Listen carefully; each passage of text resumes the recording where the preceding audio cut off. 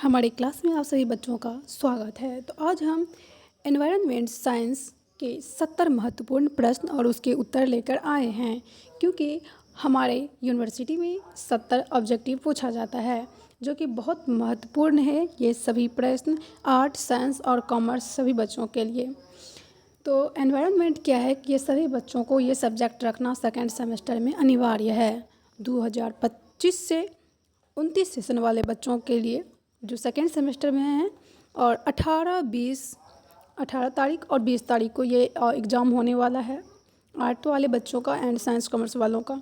तो ये वीडियो आप एग्ज़ाम से पहले देख कर चले जाएं तो आपसे कोई भी प्रश्न नहीं छूटेगा। तो चलिए शुरू करते हैं। पहला प्रश्न है, पर्यावरण क्या है? तो पर्यावरण हमारे चारों ओर का जैविक एवं अजैविक वातावरण है, ऑप्शन सी। दूसरा प्रश्न है, पर्यावरण के मुख्य घटक कौन कौन से हैं? तो आप सभी जानते हैं कि पर्यावरण के मुख्य घटक जैविक एवं अजैविक है, ऑप्शन सी। तीसरा प्रश्न है, पारिस्थितिकी यानी इकोलॉजी क्या है? तो आप सभी जानते हैं, ऑप्शन बी, जीवों एवं उनके पर्यावरण के संबंधों का अध्ययन। चौथा प्रश्न है, पारिस्थितिकी तंत्र क्या है? तो इसका उत्तर हो जाएगा सी, जीव एवं उनके पर्यावरण का कार्यात्मक समूह है। पांचवा प्रश्न है, जैव मंडल क्या है? तो जैव मंडल जहाँ जीव संभव है उसे हम जैव मंडल कहते हैं, आंसर बी। छठा प्रश्न है, जैव विविधता का अर्थ क्या है? तो इसका उत्तर हो जाएगा सी, जीवों की विभिन्न प्रजातियों की विविधता को हम जैव विविधता कहते हैं। इसी के साथ हम प्रश्न 7 की तरफ आगे बढ़ते हैं। तो प्रश्न 7 है, खाद्य श्रृंखला का प्रारंभ किससे होता है? इसका उत्तर हो जाएगा सी, उत्पादक से। आठवां प्रश्न है, उत्पादक कौन है? तो उत्पादक हरे पौधे को हम उत्पादक कहते हैं, आंसर बी। नौवां प्रश्न है, अपघटक कौन है? तो इसका उत्तर हो जाएगा बी, बैक्टीरिया एवं कवक को हम अपघटक कहते हैं। 10वां प्रश्न है, ऊर्जा का मुख्य स्रोत क्या है? तो ऊर्जा का मुख्य स्रोत सूर्य है। 11वां प्रश्न है, जल प्रदूषण किसके कारण होता है? तो इसका उत्तर हो जाएगा बी, औद्योगिक अपशिष्ट के कारण जल प्रदूषण होता है। 12वां प्रश्न है, वायु प्रदूषण का प्रमुख कारण क्या है? तो इसका उत्तर हो जाएगा बी, वाहन एवं उद्योगों का धुआं। 13वां प्रश्न है, मृदा प्रदूषण का मुख्य कारण क्या है? तो इसका उत्तर हो जाएगा ए, रासायनिक उर्वरक। 14वां प्रश्न है, ध्वनि प्रदूषण किससे होता है? तो इसका उत्तर हो जाएगा ए, तेज आवाज़ से ध्वनि प्रदूषण होता है। 15वां प्रश्न है, ग्लोबल वार्मिंग का मुख्य कारक क्या है? तो इसका उत्तर हो जाएगा ए, ग्रीन हाउस गैस। 16वां प्रश्न है, ग्रीन हाउस गैस कौन सी है? तो इसका उत्तर हो जाएगा सी, कार्बन डाइऑक्साइड को हम ग्रीन हाउस गैस कहते हैं। 17वां प्रश्न है, ओजोन परत किससे बचाती है? तो इसका उत्तर हो जाएगा बी, पराबैंगनी यानी कि यूवी किरणों से ओजोन परत हमें बचाती है। 18वां प्रश्न है, ओजोन परत को सबसे अधिक नुकसान किससे होता है? तो इसका उत्तर हो जाएगा ए, CFC गैस से यानी क्लोरोफ्लोरोकार्बन गैस से ओजोन परत का सबसे अधिक नुकसान होता है। 18वां प्रश्न है, 19वां प्रश्न है, अम्लीय वर्षा का मुख्य कारण क्या है? तो इसका उत्तर हो जाएगा ए, SO2 एवं NO2 गैसें अम्लीय वर्षा का मुख्य कारण है।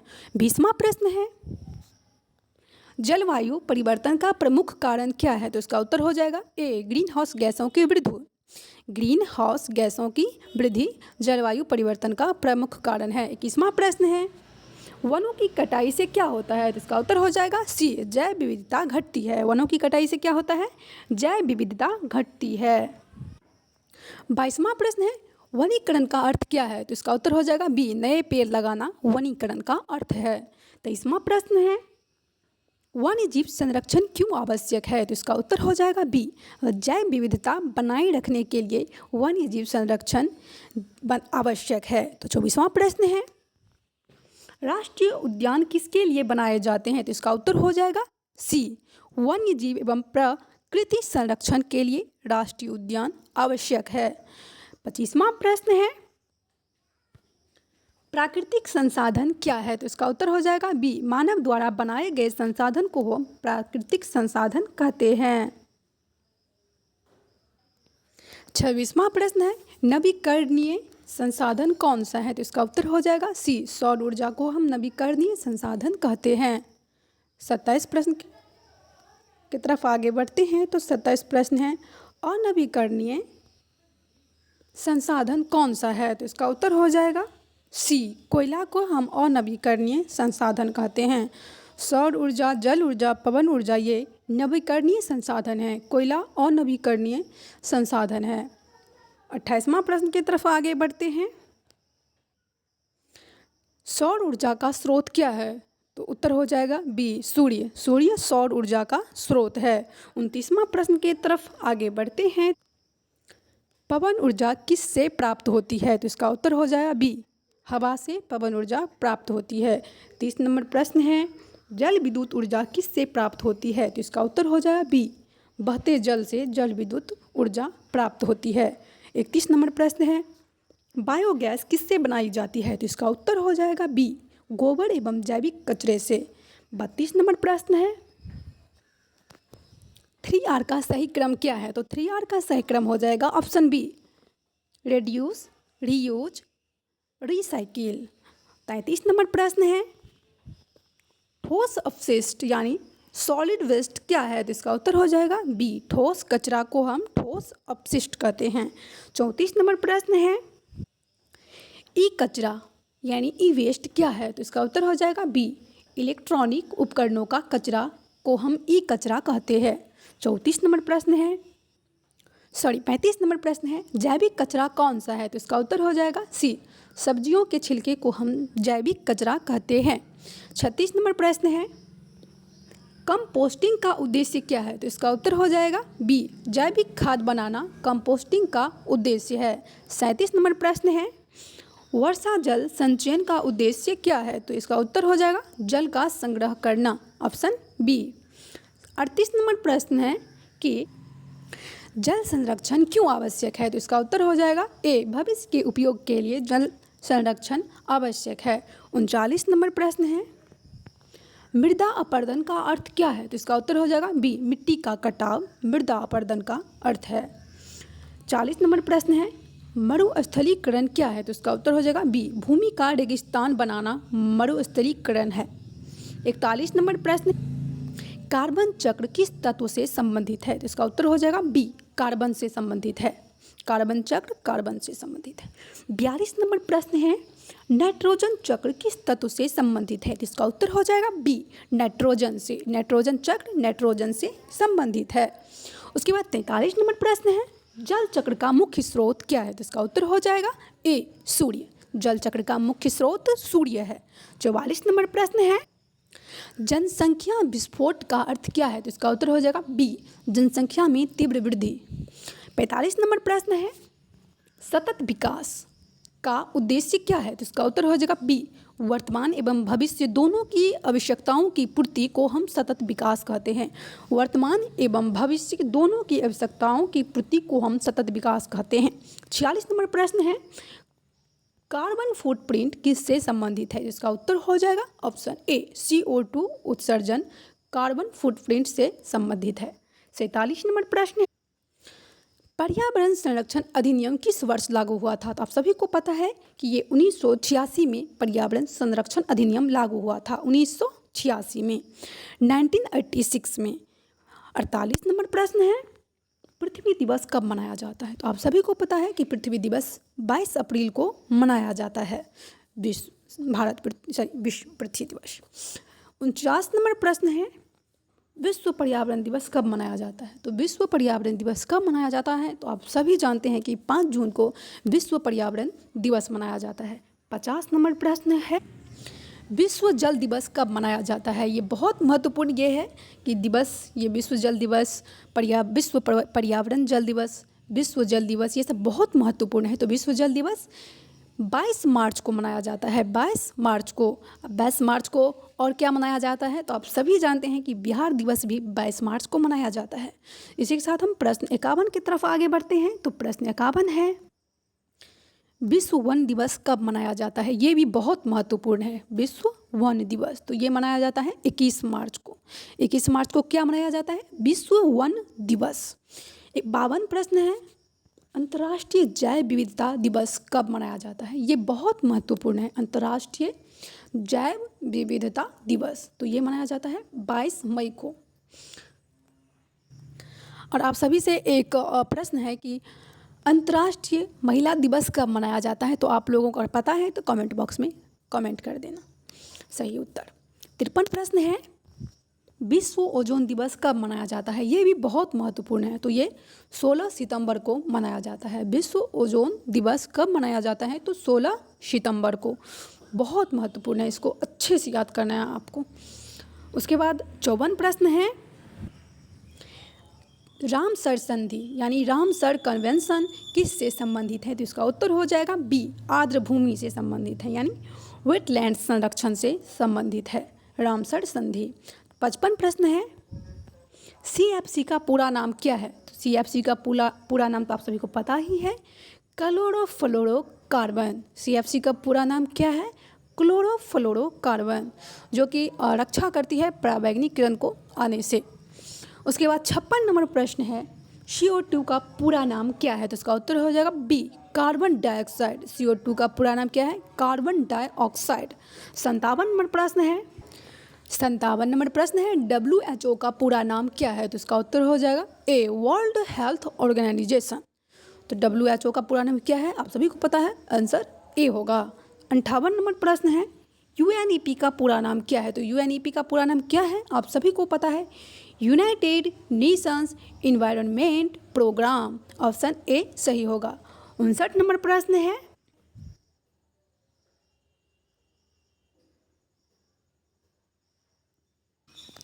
कोई बात नहीं, तो 57 नंबर प्रश्न फिर से कर लेते हैं। WHO का पूरा नाम क्या है? Option A, World Health Organization. 58 number प्रश्न है, UNEP का पूरा नाम क्या है? तो इसका उत्तर हो जाएगा option A, United Nation Environment Programme. 59 number प्रश्न है, WWF का पूरा नाम क्या है? तो इसका उत्तर हो जाएगा option A, world wild life fund, यानी इसको हम world wide fund for nature भी कहते हैं। ये दोनों में से कोई अगर आपको ऑप्शन में दिखे तो आपको टिक कर देना है। 60 नंबर प्रश्न है,